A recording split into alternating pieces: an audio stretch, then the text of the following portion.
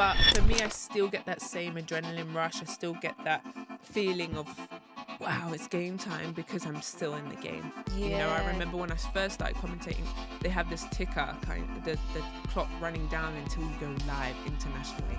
And my heart would go, oh my God, I'm about to go live. My dad, there's a really cool story, and it wasn't until his speech at my wedding at the time. And his speech was, when she was born, I knew she was going to be great. And I was like, okay, Dad, me? Really? Are you just saying that? And he was like, no, I truly, it's why my name's Azania. It's like warrior name. And he's just like, I just knew it. There it is. I wanted to put some orange in it, some yellow in colour, but 8 of us got it done after the games. We went to a shop in Oxford Street and they kindly did it for us.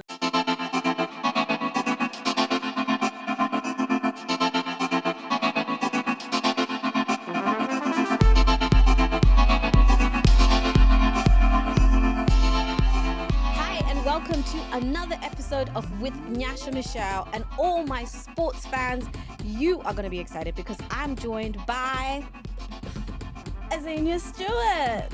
How are you? Yeah, really happy to be here and excited to get things started. Yeah, have a good conversation.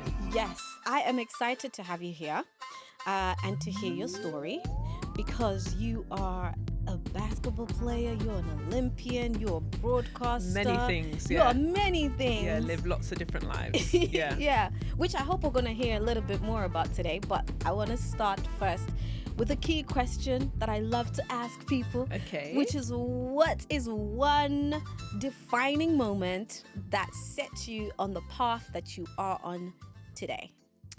A defining moment. I would probably have to say when I made the big decision to move to America, and I was 16 years old and I was leaving my family. Wow. So yeah, it was at a really young age. I started playing basketball 13 years old, got into it, loved it. And at that point, it was the American dream, you know, and to go over, and I knew if I wanted to play at a higher level and really achieve what I could, I had to move. So that big step of leaving my family, nobody came with me. There was some people that I knew, when actually now my best friend ended up living with her. But that step and really projected me to be great, you know, really started my basketball journey. Whoa, girl, you moved to the Americas at 16. I thought I was something because I actually moved to America without my family at 18. Yeah. That was like a massive change. It was a massive jump. Yeah. It was scary, but it was very exciting. Yeah. So take us back a little bit to why you ended up moving. What was your early life like? Yeah, well, I think, like I said, just going, you know, and starting my career, I knew I wanted to do that. But when I mentor a lot of kids now, and obviously I'm a retired basketball player, but when I do different mentor sessions and they ask me, oh, should I move, or can, you know, how did you get a scholarship and all these different things? I said, and it shows my age, but when I first moved to America, it was the brink of the internet. So I was doing long distance calls home. There was no FaceTiming. I was writing letters home. It literally was 2005. And that I'm like, now go try it. Because if you hate it, then you can come home. When I went, I was buying those little call cards that you would scratch off and put OO and all these numbers in. And that's why I'm like, it's so much easier now. And when same probably was early on, you know, you really had to, you were not on your own, but that communication across the pond wasn't as easy as it is now. Yeah. That's true. So well, I wouldn't change it for the world. It was amazing. I lived with my basketball coach's mum with 3 other girls in the house. It was amazing to have basically your best friends, you know, as roommates. Yeah. But we had to grow up quickly because we didn't have our parents. And it wasn't till later on in my life when I've done like these panels and podcasts, and I've heard my mum's side, and my mum said, I missed you so much, but I didn't ever tell you because I didn't want you to come home. Oh, wow. And I was like, what? You know what I mean? Where it like really pulls on the heartstrings. Yeah. And all of these things where my family knew I was destined to be something great and didn't want to get in my way of my my dreams. So that was really the first step. And then I also got a host family, which also changed my life because I was driving an hour there and back. I lived in Maryland, Wow. or Maryland, as they would say. Maryland. Yeah. And I was in school in Virginia.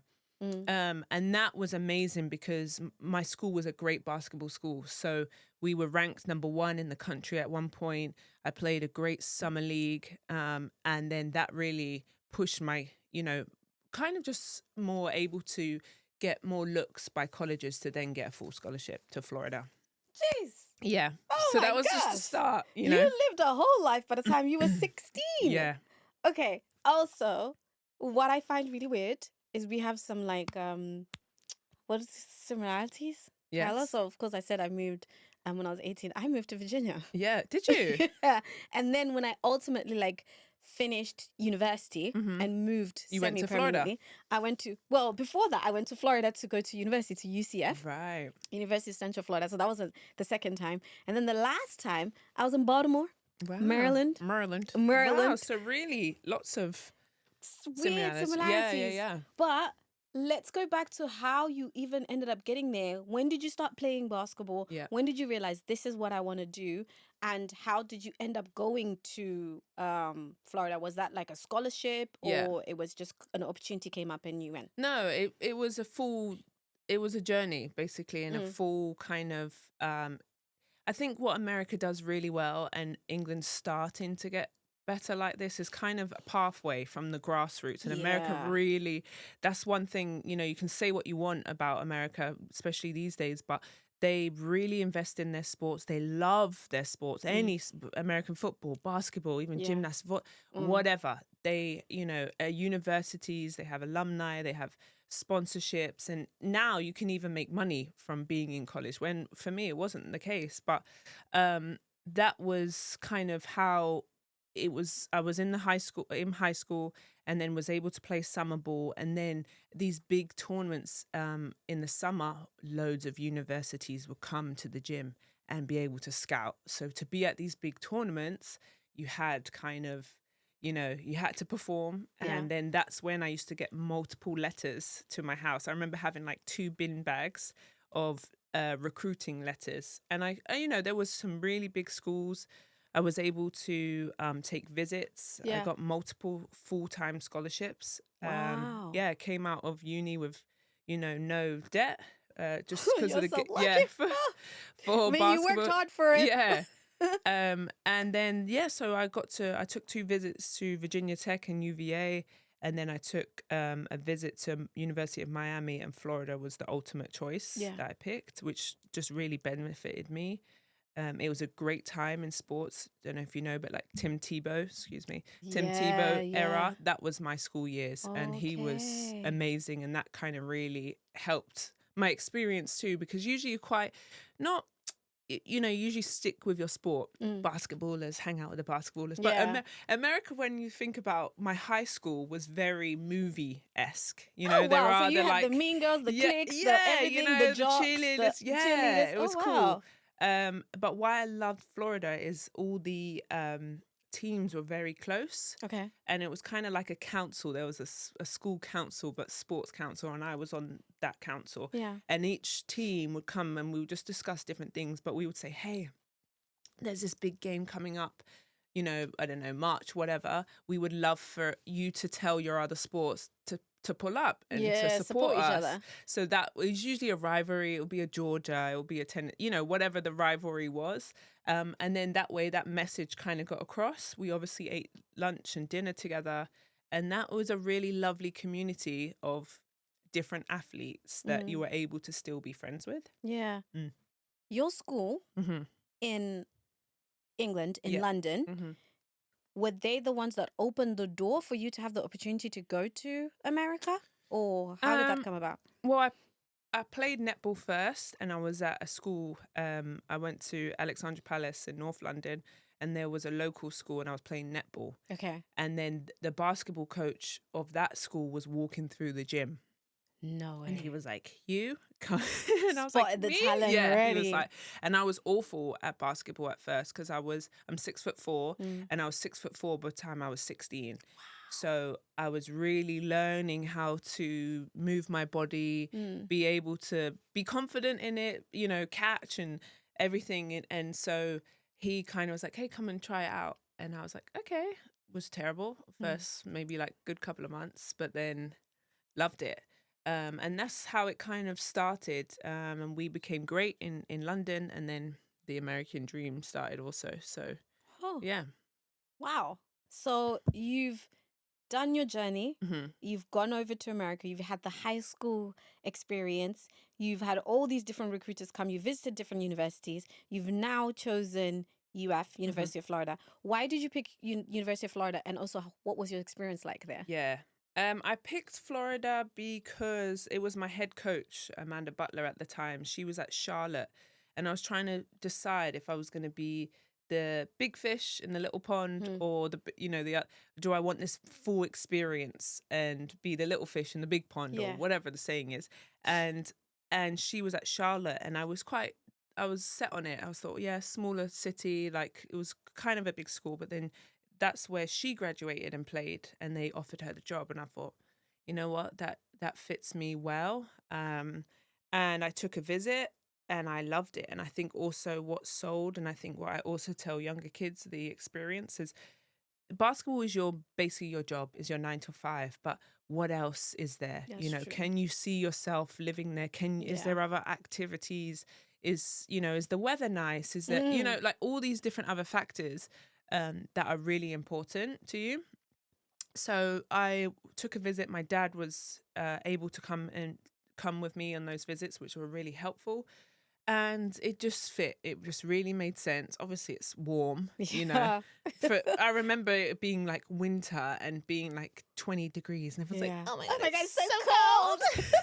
You're like, what? What? Yeah. This is British summer. Yeah. So I had an amazing time. Like I said, it was Tim Tebow. He had won the Heisman. They were American football stars. So the buzz around winning and being great and, you know, a certain way and how you moved and conducted yourself really taught me that kind of, you know, confidence as well. But Americans, what are also good, they and reason why they've probably been gold medals at the Olympic Games for many, many years, they just create these dogs. Like they are fierce, and it is dog eat dog, and you've got to put in the work. And that created this kind of mindset for me moving forward in my career, because I was a European, obviously a British passport at the time, but had that American experience. So then when I transferred over to start being a professional basketball player, I had the experience of both, because it's a different game. The American game is so different to the European game.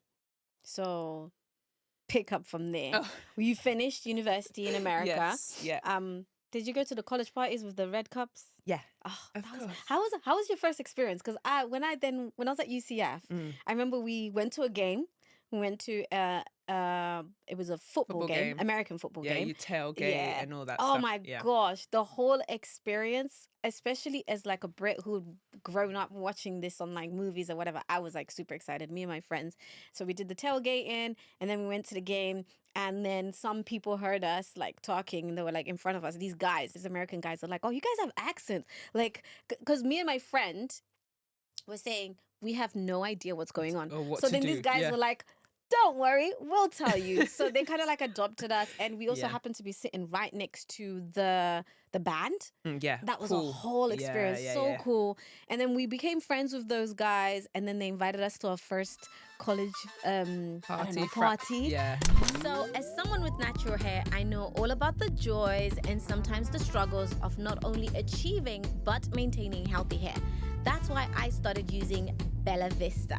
These products have been so healthy and nourishing for my hair that I'm more confident wearing less wigs and more of my hair out and natural styles like these braids.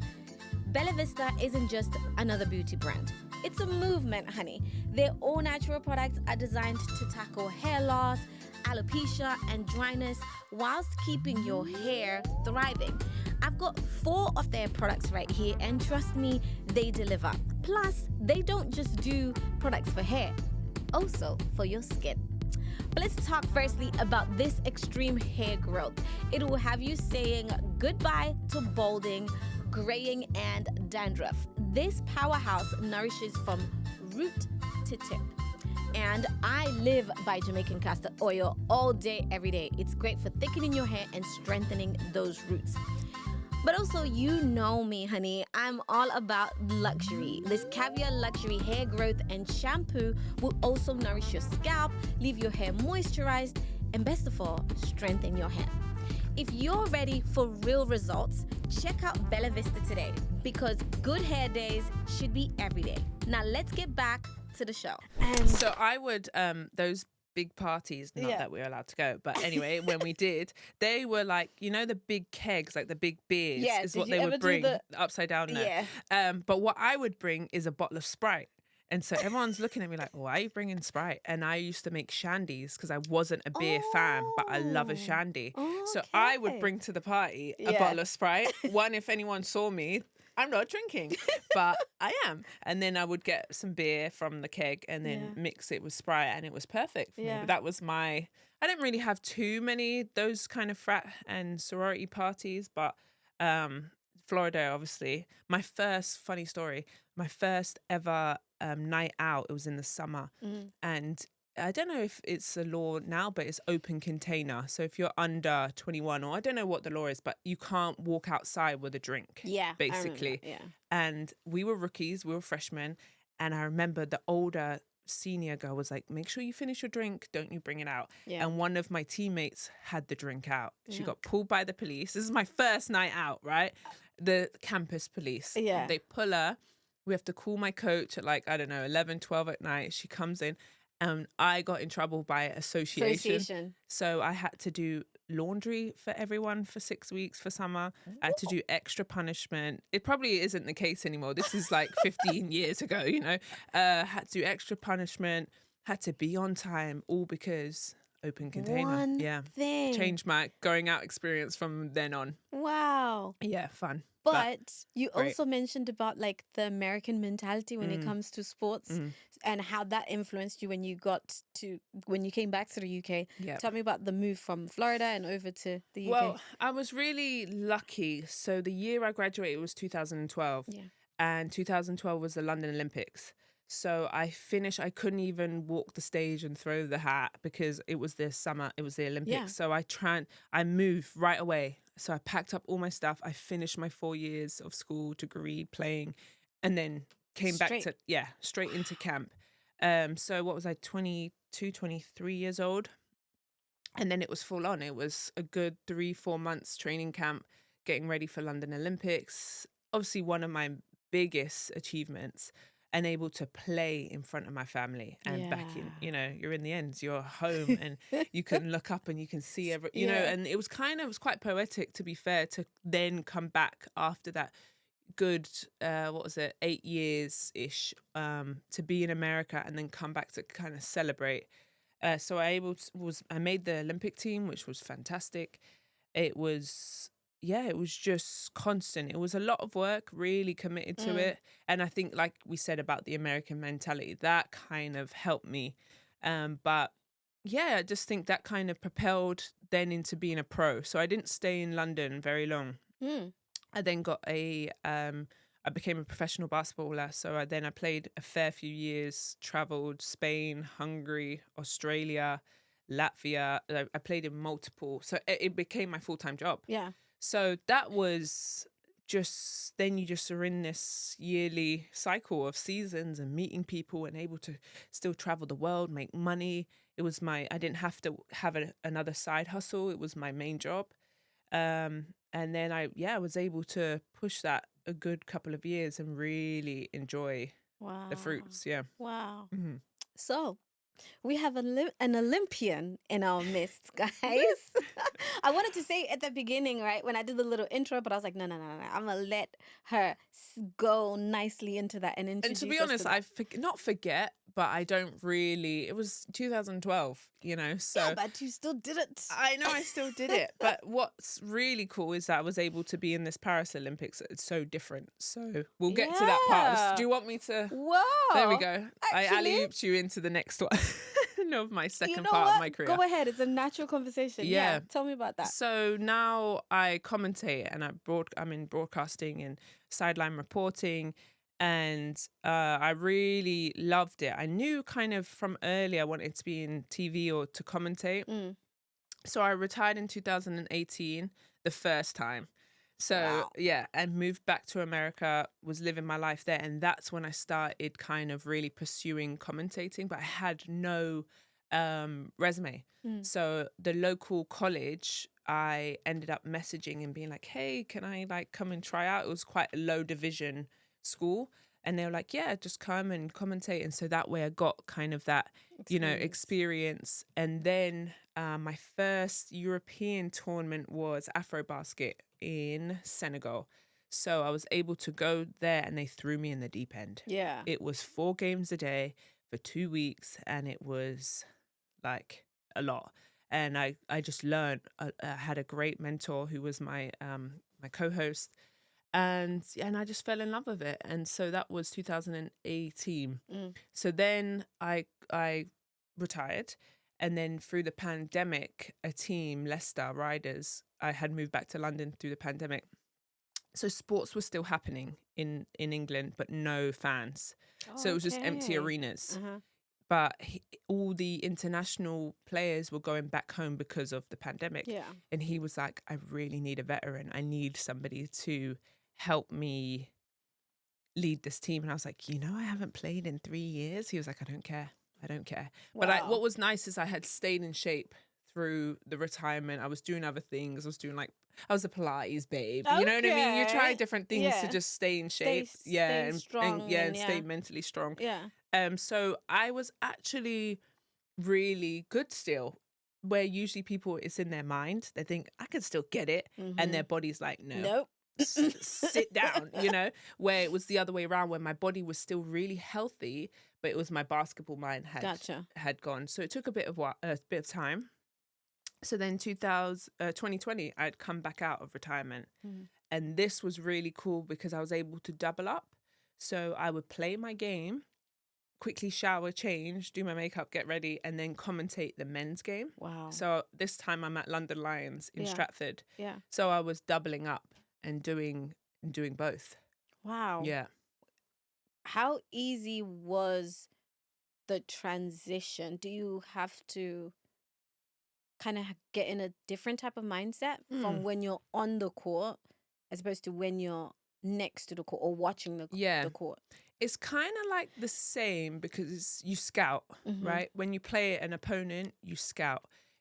What is she going to do? What's the team's dynamic? How do they play? It's the same thing in commentating, excuse me. So you would scout the same way I would what I'm going to talk about, So I was just doubling up. So it became a little bit extra work, but I knew I was coming to the end of my career. I knew there was about 1 to 2 years left, and I was really happy with this decision. People always ask me, "Oh, you're so young to retire." I was 33 at this time, and I just knew I was starting to fall out of love for it because it became a chore. Okay. And I love the game of basketball. I mean, it's my everything, right? I've played 20 years all in all. And I remember coming into practice one day and I sat down and I would have my routine, put my socks on, whatever shoes. And I was like, Yeah. I don't want to put them on. And I remember just like tears rolling down my eyes. And my teammate was like, are you okay? And I was Yeah. like, I don't want to do this. And she was like, I'll help you, don't worry. And so that moment I remember to this day and kind of getting emotional about it. But it was great for me because I knew it. And when people come into the end of their careers, I always say, tell yourself that this is your last year, because then you really, you're able to take the time mentally to be like, when it's really hard, you're like, this is my last time. I'm not over it after this season, or I'm done by the end. So I was really able to mentally prepare to move to the next stage of life. And I did. And that season, the days that I was so exhausted, I'd be like, this is my last one. I don't care. It's fine. Just get it done. And I was able to, really celebrate finish at the O2 Arena every year. The British Basketball League has their finals at the O2, which is incredible to play at a massive arena. Yeah, so that's kind of how I was able to smoothly again transition from playing then into commentating. Yeah. But before we move on to like Paris, for example, I have quite a number of little questions. Firstly, you have an interesting tattoo. A beautiful tattoo, which really comes out. Yes, Look at that. Here you go. There it is. I wanted to put some orange in it because I'm yellow in colour, but let's have a zoom in that exactly. one. That's why I'm like waiting. I see, but this is what I forget. So 8 of us got it done after the games. We went to a shop in Oxford Street and they kindly did it for us. And obviously it's looking old, but it is a piece that I was really happy with and still love to. You know, it does. I forget it's there until somebody's like, "Is that the Olympic rings?" That and I'm is like, the Olympic rings. There's Olympic rings. So cool. Did you all go to get those tattoos after the games were finished? It's bad luck to get it before. In case you get injured. Yeah. Okay. Yeah. So I think myself and a whole bunch of people will definitely be curious. What was the experience like behind, because you've already mentioned how good it was to play, your family watched you, you're on home turf and all that stuff, but what was it like for you mentally, socially, everything, just being part of the Olympic Games in London? Stressful, to be fair. Stressful. A lot of obviously pressure of trying to perform, trying to win. We didn't actually win one game. And that sounds really crap, right? But all the games were lost. I think 12 was our highest. We lost to Australia by 12 in the end. But all of them were under 10. Yeah. So you give us 10 tight games, but you take an L every game. So it's like really, people are like, oh, how did you do? And it's like, yeah, we lost. But in those moments, we were a great team. I think there were so many lessons learned. We had played all the teams before the Olympics for a warm-up and had beaten most of them. Wow. Yeah, pre-Olympic games. It's high. You're pushing your body to the highest level you can think of. I remember at one point, I was starting to get like these tics, kind of like, like Tourette-y kind of vibes. But it was because I was so under stress that things were just happening that I was just like, I didn't know what was going on. I remember just speaking. What's really cool at the Olympic Games, anything you can think of, you can have your eyes done, your teeth done, surgery, like the world of doctors and health that comes to the Olympic, they're all there. So I was able to see a specialist, and was able to just, it's high stress. And I get it, right? You're trying to be great, you're trying to win, you're trying to see family, get everything done and perform. So basketball's really cool because it's a tournament format where, say for instance, boxing, you could have one fight, lose, and that's your Olympic Games done. Where we have 5 opportunities. It's like I said, it's a tournament style. So we were able to at least be there until the very end and experience that. But it was cool when I look back at how we did go to the opening and closing ceremony, you know, and I remember the director was like, okay, don't use your phones, wave to the Queen, do this. And we walked out and we just forgot everything what she said. We're like, wow, yeah. And that is probably like a great part that sticks with me. Closing was Spice Girls, just real epic things that are nostalgic in what we grew up in loving. And less than 1% of people within the world even get to experience that. So regardless of what you guys may have achieved, like honestly, congratulations. Thank you. I know it's difficult. I dabbled in basketball a little bit when I was in high school. And I was like, no, this is difficult. Yeah. Coordinating everything. It's so difficult. Although I did love basketball, I was like, probably this is not the thing for me. But what you said as well really reminded me about the importance of mental health, in particular in sports, because that's not something that, I mean, it's spoken about a lot more, And it also takes me back to Simone Biles, Mm. you know, her being like actively being like, you know what, I realized that I cannot do this. Yeah. And the way people received that. That, of course, was a few years ago. 2012 was way Even before further. that, was even further. So, what's been your experience when it comes to sports and its relationship with mental health, particularly as time has gone? Yeah. I think now it is a real thing. We did have a psychologist at the time, but I Yeah. think it's like a necessity now on a team, and they are factoring it that the psychologist or the Yeah. whatever that person looks like, a therapist, travels with the team, Mm. especially if you're a team, but also individuals. Yeah. Like a tennis, it's all on you. Yeah. Where a team sport, you can kind of divide the pressure, but Yeah. there's still you have to perform. Mm. But yeah, I think it was quite difficult. I think it is quite lonely in yourself, in the fact of you do still have to prepare singly, but then you've got to step up for your team.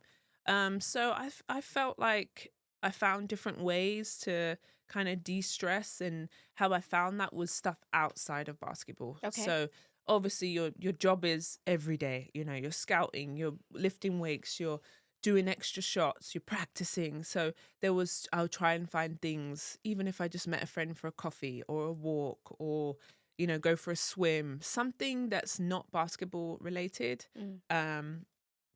to help me. And even as I started to get older in my career, I would, in my off season, where when you're younger, your off season is where the bag is Yeah. created, meaning if you need to work on your jump shot, your moves, whatever it is, the summer is where you put in the work. Where for me, as I was getting older, I would put basketball aside completely, and I would train differently. So I would swim loads, I would impact, swim loads, ride, I would do pool workouts, like I said, Pilates. I did so many other things but basketball.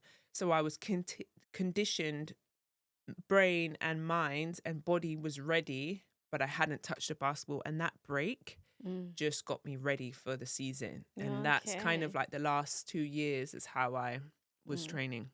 And before we move out of, you know, your life when you were playing basketball, what is one moment that you hold so dear to your heart, something that happened during your period of play? Yikes. Okay. There's a lot of things. I think there's two in particular I have to shout out. Obviously, University of Florida. I got really sick, and it ended up being I had an infected kidney. Wow. And I hadn't played for Florida 1 minute yet. Mm. 1 second. I was a rookie. I was a freshman on campus, and I ended up having to have it removed. Oh, Right. wow. And it's whoever you believe in, God or fate or universe. University of Florida was the #1 kidney specialist in the world. And you happen to be And I there. happened to be there. It was an Wow. $80,000 surgery. Mm. And my school and my head coach wrote that thing off for me, and that would have really changed my family's life, having to pay that. Mm. So I was able to get that surgery, and it took me 4 weeks and kind of changed a little bit of, how I trained and got back. But I owe my school 80 bags, really, you know what I Wow. mean? And they said, fine, you've committed to us. So that's one big, big hit that you Yeah. would think, wow. And then the second one is probably the Commonwealth Games in Australia. So Mm. that was with England, and that was my first retirement. That was 2018.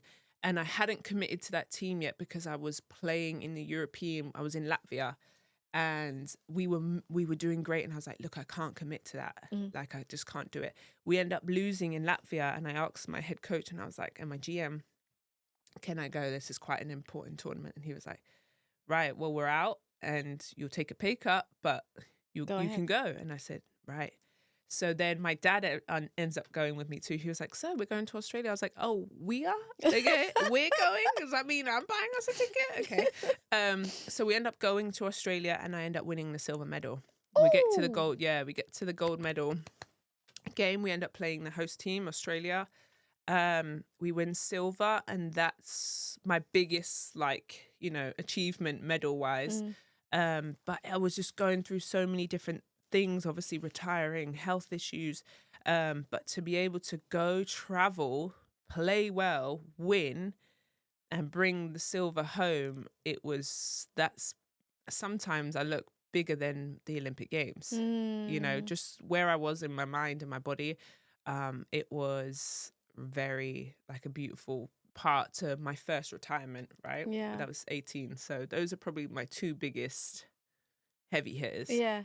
And those two heavy hitters, one of the things I love about them is the similarities. It's people coming through for you. Mm. Like you said, you spoke to, was it the GM or the coach for Latvia? And they Yeah. were like, you know what? Go. Mm. And then £80,000, dollars. Yeah, Doesn't doesn't matter, pounds, Yo, dollars. it's still a lot of money. We don't have that money. Yeah. So for them to say yes, and I remember it was like I was in the hospital that's mad. The mad part about America, they were like, yeah, so this is who's going to be paying for this type Crazy, thing. I remember right? being in the room and my parents looked at each other.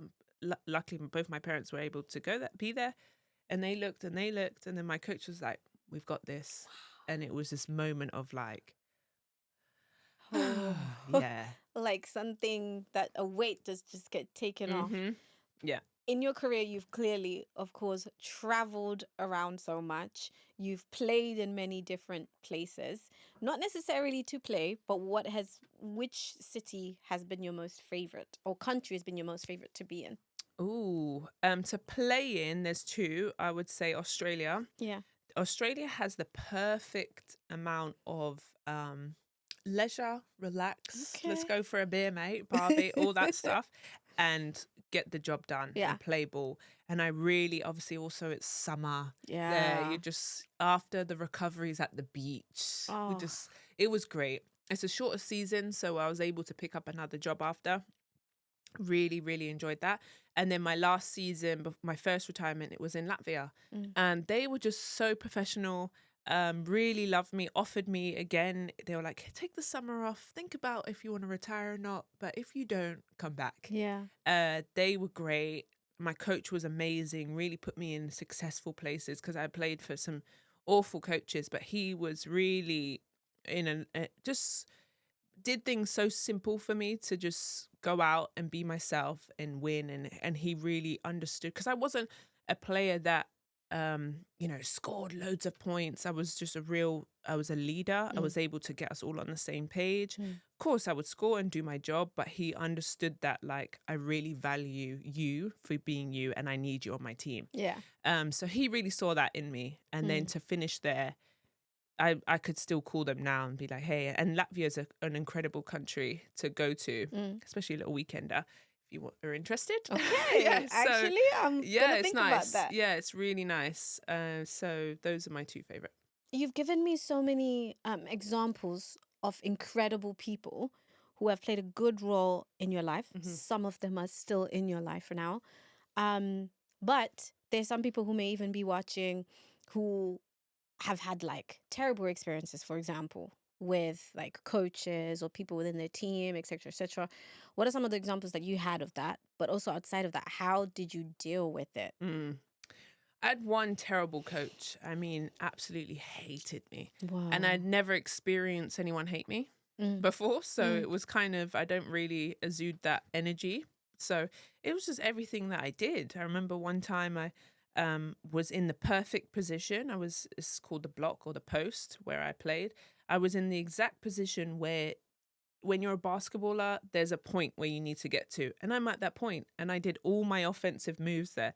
And I remember him blowing the whistle in practice and be like, what are you doing there? What are you going to... And I was just like, but do you hate me? Yeah. Do you hate me? And I remember one time just losing it, and we went at it. But everyone...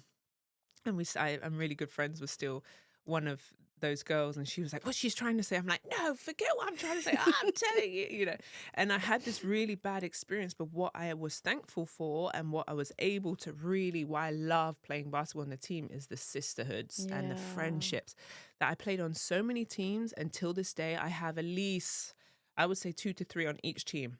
That are still my homies, still my homegirls. Able to call them, hey, come, one of my teammates years ago, she's just invited me, to go see her in different countries. I can't say where because it's her birthday coming up and it's a surprise. So I don't want to. So, I was able to really make these lovely friendships that you lean on throughout a season, because you're away from family, loved ones, lovers, whatever you want to call it.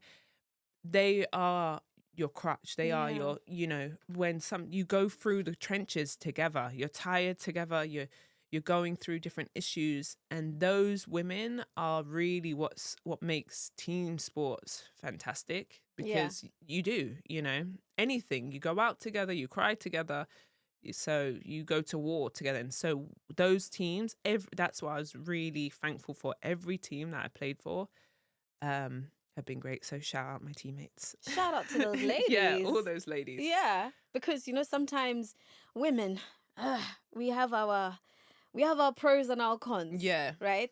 There can be so much competition sometimes, which is some of it which is so unnecessary and unwarranted. Did you ever experience that, or have you seen that in other teams where it's like, okay, this is so unnecessary? Because of course, another thing about athletes, a lot of you know the true definition of sportsmanship.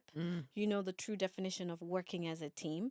And I've always wondered, what if you have two people maybe who just don't like each other, or someone who doesn't like the fact that so and so is more for star, like have it. Yeah, You have it.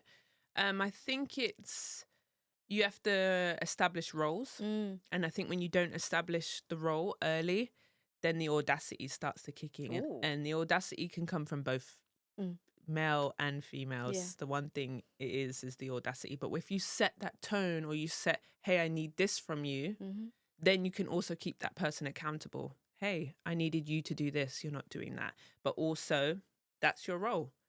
So stay in your role, and then when you come out of it, you can be like, excuse me. So that's kind of how you help that situation. But of course, listen, 12 women, and usually, and most teams, when you're around the same people, you all become on the same menstrual cycle. So imagine 12 on smoke. Jeez. Yeah? Imagine all 12 of us dealing with whatever happens. And so and for me, and that's why, like I said, that Latvian coach, he knew I could manage personalities. He knew I was always a captain or a leader. And for me, what I learned in my journey of being a captain, or whatever you want to call it, was managing different personalities, and who could get shouted at, and who needed my love. Aww. Come here, please. Can you get your ass over there immediately? But also, I think I'm really straight shot. I shoot very straight. And so I had to learn also, my managers, my teammates, listen, sometimes I'm going to shout at you. I don't need you to hear the shouting. I need you to hear the message and crack on. But I mean it with love. But then also learning that with different people, some people can't take getting shouted at. They're like, she shouted at me. And I'm just like, but did you hear that, like, dinner's in 10 minutes, hurry up? Or did you just hear, rah, you know? And so it was really cool. It was a different journey, each team. All those lessons I use in my life now, because you've got sensitive souls, your friends, your families. And also I don't need to lead anymore. So that's been my biggest transition of being a captain, being the leader of the ship. I'm not a sports person anymore. So I don't need those tendencies or those leadership characteristics in my real life. Difficult. You said something that I've always wanted to ask all the female athletes. Some maybe not so much, because maybe it's not too much like high impact or whatever you want to call it when it comes to their sport. How do you deal with being on a painful period and having to play? How did y'all do that? Well, there's different ways you can deal with it. There's obviously medication now. If you didn't medicate. Medication, There's actually some really cool products out now that are infused with greatness.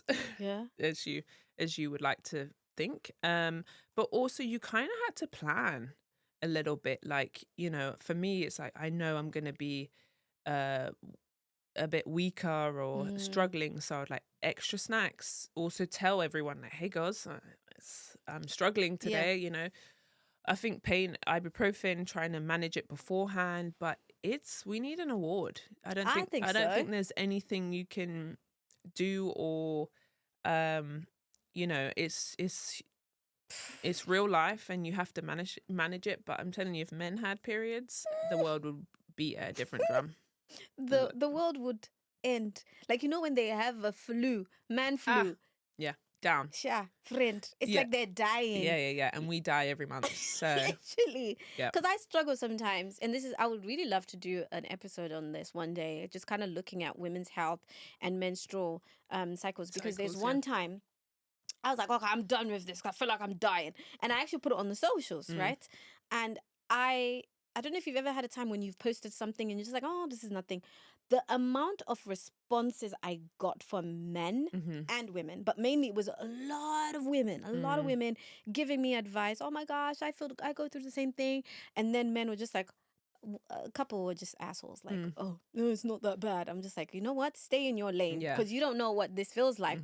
But a number of women were offered so much support. Like, do you know that it really should not be that painful? So go and get this, check that, go and have this. And then there's so many more things you can do, you know, and there's heat packs and meds but it's definitely, it's difficult. It's a hard time struggling and being able to manage it, but that's part of the game. And also I would tell my physios and doctors, you know, they kind of knew that. And also I think it needs to be, I think men will kind of struggle with this, but even say if you're a male coach and all your teams having their cycle, like give them grace, give them, you know, more love, care. I think also I've been trying to teach like your partner. I think there's this bigger thing about these cycles. If your partner knows that I need to give you more grace and I'm going to bite your head off and that's the reason why, you know, it really trickles down into lots of different things. And it's, you know, if your coach knew that, then you're like, okay, maybe we'll finish early today. But instead of like, why is everyone dragging? You know, so there's a lot that goes into it. So there's different challenges that you've overcome and lots of different wins you've had in the sports world. Then now you are a broadcaster. What's that journey been like? Once you moved into the media world, into the broadcasting world, has it also been an easy one? Any challenges? All right, I just have to interrupt the podcast for this exciting opportunity: home ownership. If you're dreaming of owning a modern, secure home in Zimbabwe, listen up. This is for you. Velda Estates is making that dream into a reality with Spitzkop Gardens, a brand new gated community to the west of Harare. They've got stands available right now, and the best part, you get to build your home from a selection of sleek, modern designs. So whether you're planning your first home or looking for a smart investment, this is the place to be. So don't wait. These stands won't last forever. Hit up Velda Estates on Facebook, Instagram, their website, or you can even call them. All the details are on the screen. So get started on building the future you deserve. Now back to the show. It's been super fun because people always ask me, you know, like, do you miss the game or do you want to come back out? And the answer's always no. There's been a couple times I'm like, should I just go shoot on the court, you know, go fill it out?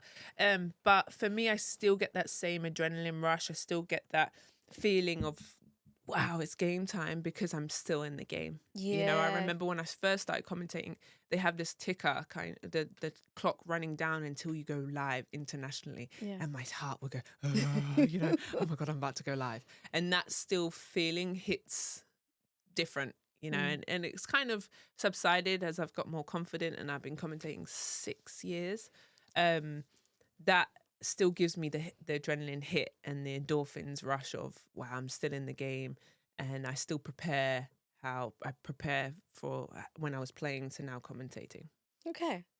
You've mentioned quite a number of times about your parents being there for you, in particular when you had the kidney issue. Your dad, you mentioned how many times he's been with you in different spaces. How did they feel? Did they see from when you were a kid, like, okay, basketball is a thing? And seems like they've been quite supportive throughout your time. My journey, yeah. My dad, there's a really cool story, and it wasn't till his speech at my wedding at the time. And his speech was, when she was born, I knew she was going to be great. And I was like, okay, me? Really? Are you just saying that? Are you just saying that? And he was like, no, I truly, it's why my name's Azania. It's like warrior name. And he's just like, I just knew it. And I grew up with my dad. My parents were separated, but had a great co-parenting family. And I learned every sport. I didn't know about basketball. There was no basketball when I was growing up. Mm. So I watched, Serena and Venus. I watched athletics. I watched the Olympic Games all the time. Yeah. Formula One. Watched cricket. I watched all the sports. So I was kind of very sporty. I didn't know what it was going to be. And then it just became basketball. And then he became a really big fan of mine and was able to support me, like you said, through especially the Commonwealth Games, the Olympic Games. He was at every game. He's come to Aw. European Championships with me and able to share that journey. My mum played netball when she was younger. When she was in the gym, I could hear her. She would shout like netball phrases. And I'm Yeah. like, Mom, you're embarrassing me. Like, mark up. And I'm like, it's basketball, Mum. Like, what are we doing here? But really great family support. My sister, my brother, they were all able to support me greatly. Yeah. And it takes me nicely into your heritage, your culture. We were speaking briefly because I just thought you're English and Jamaican, but you've also told me there's so much more. Yeah. You're also part African. Yep. Tell me a little bit about that, where your parents are from and how that's influenced the person you are now. Yeah. My mum was born in Tanzania, born and raised, and then moved over. I think she was like 6 or 7, back to England. I have a British grandma, actually born in Ireland. And then my dad's Jamaican Cuban, British mother, well, my grandma. So I have 2 white grandparents and 2 black grandfathers. And when people ask me, like, well, what are you? I'm a black woman. Yeah. That's who I am. That's how I was brought up. Can I relate to my white side? Absolutely. I do know there's a privilege in my color. I don't take that for granted. And the fact of I can fit in anywhere and not just white or black. I can fit in European. Yeah. I lived in Hungary and they're talking Hungarian to me and I'm like, nem again. Like I know I can fit in loads of different places and spaces. So I do know that is a really lovely thing to be able to experience, but also I really try every country I go to, and a coach actually taught me this, is like, you should learn how to say please and thank you in their language, and yes and no, and try, Yeah. So that's what I definitely try to do. I've been back home. I've just come from Jamaica this last week, which was great. We went back to my mum's village called Moshi in Tanzania, and able to see her village and how she grew up. So yeah, that's all been a part of, my heritage growing up, how different foods, different vibes, cultures. So I don't take it for granted. I was able to have a really lovely mixed heritage of, I have a white grandma who speaks Swahili. Like that was, it's really crazy. It is, but it's so good. Yeah, it's cool. Because I know some people, if they're not black, I know some people who are mostly Asian who speak Swahili or were born and raised in Uganda or Kenya, a lot of them. Some from Zimbabwe as well, but like Tanzania. And you told me a story about how when you went back with your grandma, she was like correcting the locals. Yeah. I think it's Wunze. There's a word that means like you're white. Can't think of it, but basically they were looking at her like, who's this white lady telling us what to do and how? But she's old English, right? She's turning 98, and we were going, and she was like, it's spelt like this, and da-da. But she worked in a coffee factory there. Went with a white husband, came back with a black husband with 3 kids, and obviously she didn't take that for granted either. I think she fully embraced the culture, loved it, and tried to do her best with 3 kids. Wow. Mm-hmm. I love that multiculturalism that people have, and a lot of the people that I know are like myself, right? We were born and raised in whatever country we were born in, and then we came to the UK, and we still have that deep connection with where we're from, right? And there's loads of people who were born in the UK but still have a deep connection with wherever their families are from. You have so many different places that make up your heritage. And like you said, you were recently in Jamaica, Hmm. some of which I watched your stories. It looked so peaceful. Yeah. It looked so beautiful. What is your experience when you go back to, I want to say home, whatever the home is, be it Tanzania or Jamaica, where your parents are from? What is your experience when you go back? How do you feel? Yeah, I feel at home, Yeah. really. I think the Tanzania trip was a bit different because my mum hadn't been back either. Yeah. So it was really nice going back to where she was born Mm. and hadn't seen her aunt in many, many years. You know, she left when she was 7 and we were going back, I don't know, 35, 40 years later, even more, I think, than that. And so it was cool to see how they embraced her. But it was funny, we were getting out the car, and my sister got out first and they thought she was my mum. And then my mum got out. And yeah, it was just really nice to see how she grew up, how we went round to everyone's houses in the village to say hello and be respectful. And, you know, and they got out. They make this kind of traditional beer, but with bananas, fermented bananas. And Is it white? yeah, kind of Yeah. like bitty. Yeah. We Yeah. have the same. They don't Yeah. use bananas, but have you tried that? Yeah, it was all right, to be fair. It was kind of late. I was just like, okay, let me just have a little drink. We're here. But they, you know, put the full spread out for us to say, and we go round and we say hi.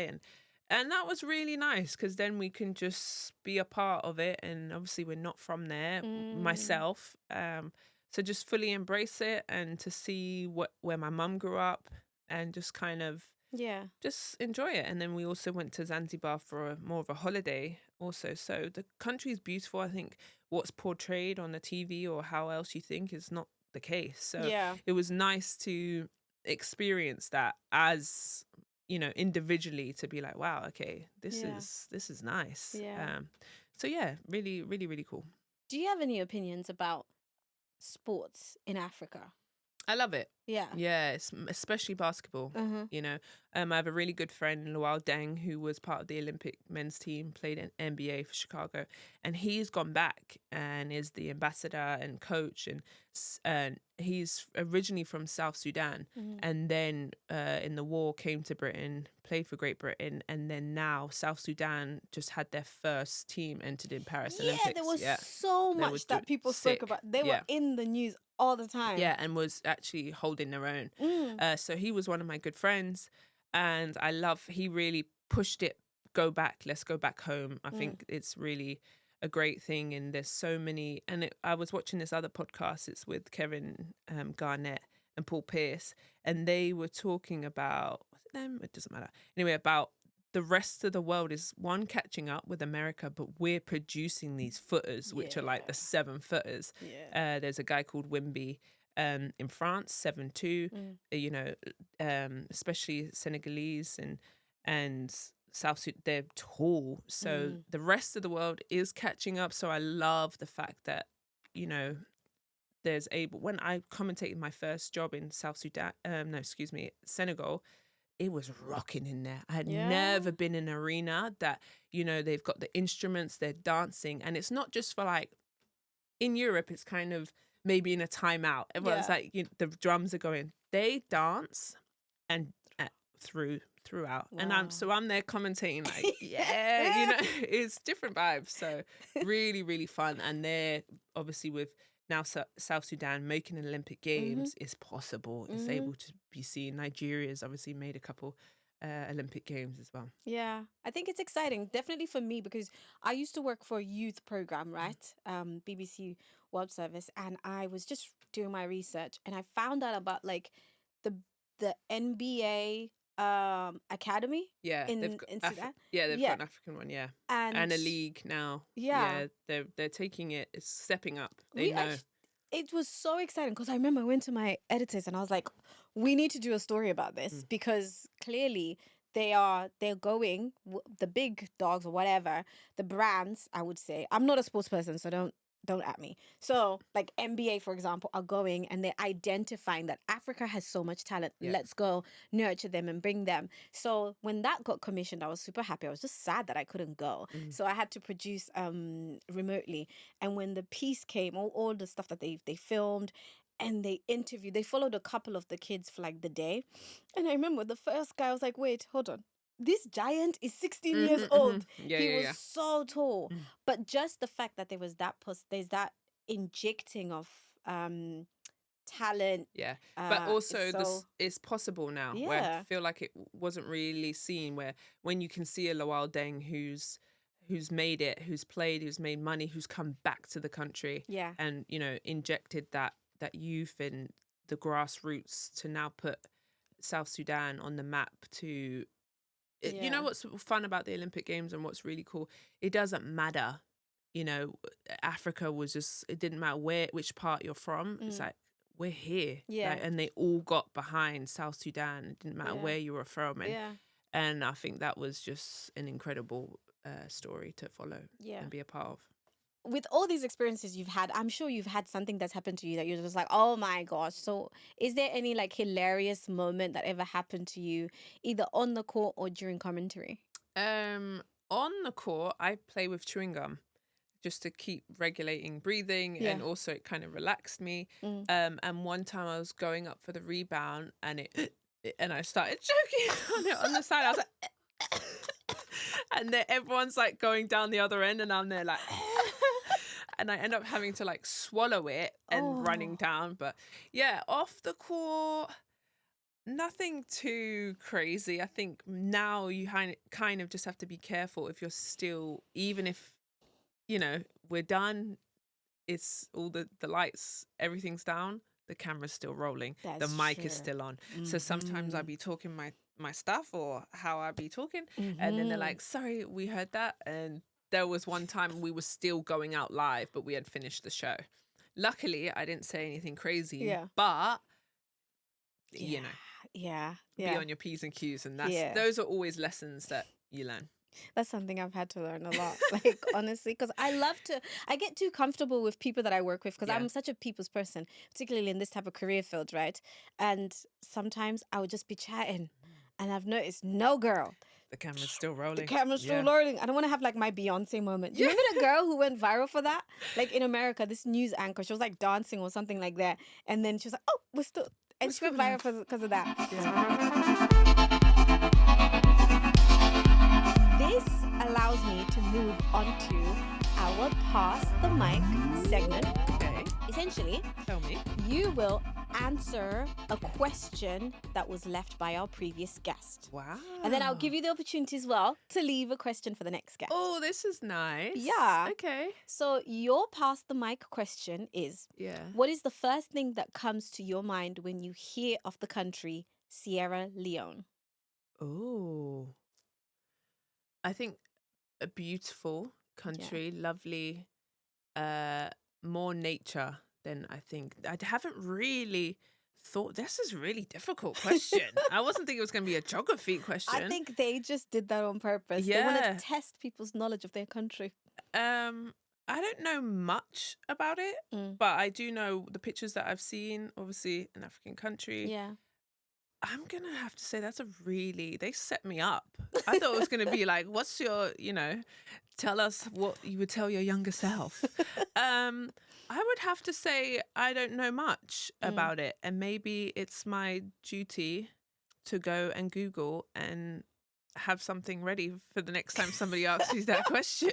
Wouldn't that be wild if someone else asked you about Sierra Leone? Yeah, and then I'd be like, well, actually, I know. Yeah, I don't know. And that just shows you that we didn't because usually I've done podcasts and they're like, so these are your questions, where I'll be like, so Sierra Leone, do.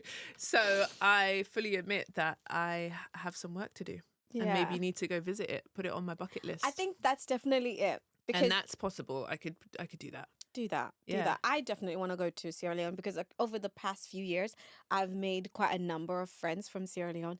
Absolutely beautiful. I didn't know a lot. It was mainly because I made those friends that I found out about the country And the person who asked the question is a previous guest, of course, called Drizzlick. He's a musician, rapper from the country. And Okay. he's so pro his country and his culture that, like, when he said that question, I was like, yo, I'm not surprised. Yeah. This man's like, I am going to make Yeah, sure. well, he's done his job. He's done it. Yeah, He's as done soon really as I well. get out of here, I'm going to be like, Sierra Leone, look, check. Amazing. Yeah. Now is your chance. My question. Yeah. And maybe I stick with that. So my question would be, what would your younger self tell you now? You know, Yeah. I would answer it is be fun, more carefree.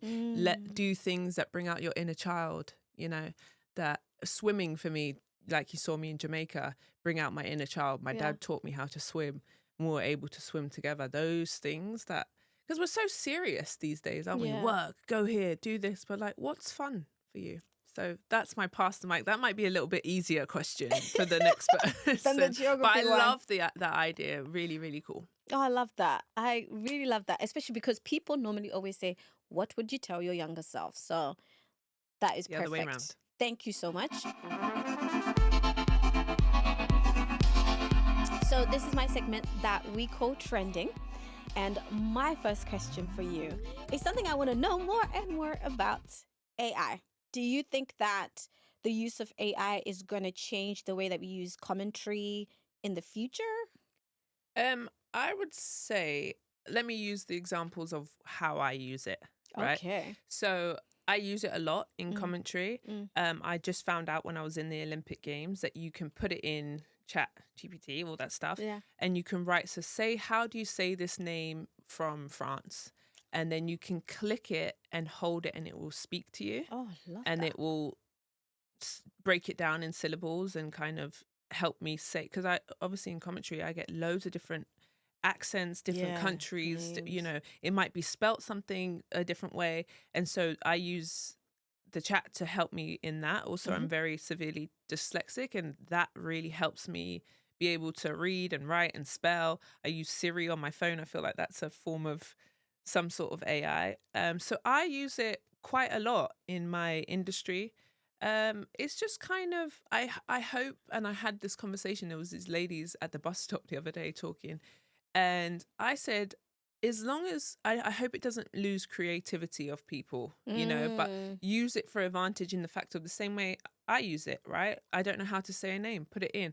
I don't know what to write about or to say. You put in your own words and you say, hey, can you help me with this? I don't like the idea of like asking it a question and it giving it to you. I think that's going to lose the pizzazz, the sauce, and your own creative mind. So still use it for its advantage. It's like Google, right? Well, Google does the same thing for us, but now it's just answering. So in that aspect, I really like it. But this is just the start of it, right? What does it look like in a few years' time?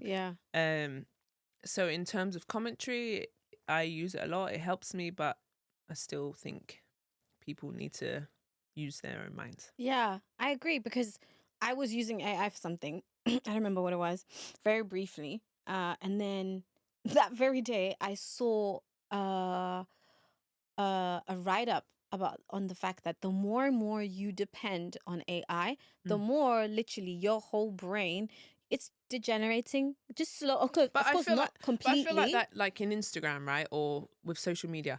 Say, you know, when you click on your Instagram and then first and you see a post and it disappears and it goes to the top. But could you remember what that post was or the name of the person sometimes? And I'm like, oh.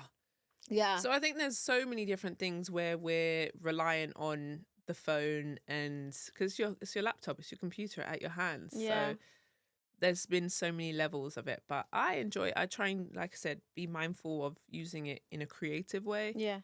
But also super helpful for me. Yeah, I think that's the best way to use it. Don't depend too much on it. Yeah. But then also going into the use of social media, your voice, etc. Athletes have long been sometimes conduits of change, sometimes voices of activism, social justice, etc. How do you think athletes can be that voice, especially when it comes to advocating for others? I love it. to be fair, I love it because it's your own brand away from the team. But it can get distracting. I think it's different especially in America, you can get paid now for your own likeness and brand and name. So it's kind of, you've got to, I still think that needs to be helped and in the path and in kind of help, you're 18 and you're getting paid $1 million to be a part of this brand deal or whatever it is. I think there needs to be guidance in it. But also I love it in the fact of you're able to have your freedom of speech and get behind different things. And I love social media. There's obviously a lot of trolling, but I also love in the fact of how you can access somebody famous or somebody in your industry. And when I do these things, I always say to people, if you have a question, slide in my DMs. Yeah. Not like that, but slide in my Just DMs ask. and ask the question. Yeah. Because there's so many things that you can learn or you wish you had or you looked up to. Now I'm a role model. Right? There was no Azania Stewart when I was growing up playing basketball or commentating, whatever it is, or for you, you're able to really have access to, okay, then you might miss it or you might not get the message back, but you're able to put a comment in, wow, this was really cool. Could you tell me some more information about it? Or, hey, how did you start? And that's the beauty of Instagram or whatever social media platform is that I really enjoy. Okay. Thank you very much. That is a perfect note to wrap up, but also to tell your fans, the old ones and the new ones, where can they find you? Yes. So I only really use Instagram as my form of, and a bit of TikTok, but Azania, Azania 1313, the number that I played in and born on is the reason why I played in it.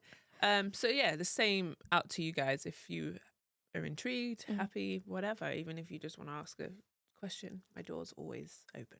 Slide in the DMs, guys. Not in the DMs, but yes, do your thing, and I'm more than welcome because there was no me to get advice from 20 years ago. How do you play? Where do you go? I get so many mums, even clothing, tall women. Hey, you dress so lovely. Good point. Where'd you get that dress from? Where'd you get this outfit from? Yeah. Sharing's caring. So I love that. Yeah. We love girls who share. Yeah. Yeah. Yeah, I'm happy to share. Okay. Well, perfect. I'm not gatekeeping you don't anything. Gatekeep. Nope. Sharing is caring. Well, thanks for coming on here. Oh, this was amazing. And sharing your story. Thank you. It's been amazing. And I hope we will also spend more time with you. We would love to see her in action. If you want to see Azania Stewart in action, even if it's just a commentary, drop a comment below. And on that note, thank you so much for not being a gatekeeper, for sharing your wisdom and for telling us your story. You're welcome. All right, awesome. Guys, this has been with Nyasha Michelle, and I was joined by Azania Stewart. I cannot wait to see you guys in the next episode. In the meantime, make sure you watch, subscribe, share, and all that good stuff. Take care. Bye.